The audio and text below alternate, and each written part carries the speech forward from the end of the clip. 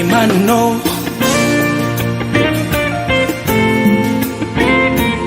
Master P, respect man.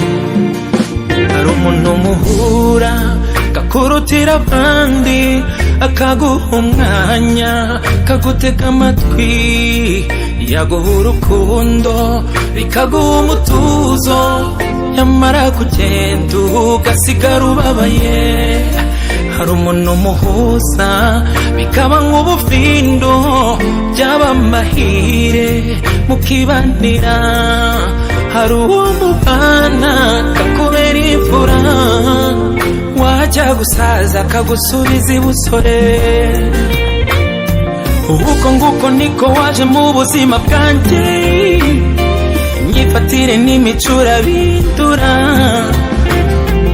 wahaye agaciro amarangamutima yanjye, ntibibarika ibyo mukundira. Wasokongeje urukundo maze nshira inyota, ibyo ndabigukundira. Wameneye ibanga wari warahishe abandi, ibyo ndabigukundira. Iyi leta yamye urukundo, ibyo ndabigukundira. Wameneye ibanga abandi batazi, ibyo ndabigukundira.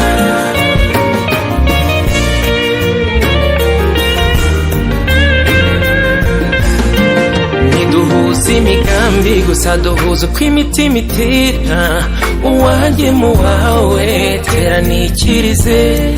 Ntiduhuza amabanga gusa nubwo dufitanye menshi, usobanuye amahirwe mu buzima bw'umuntu.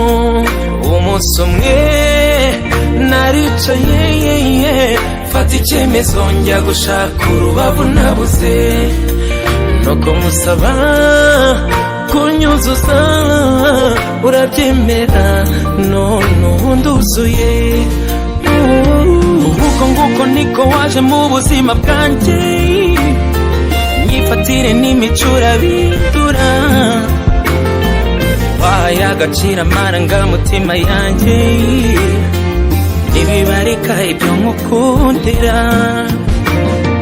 Wasokongeje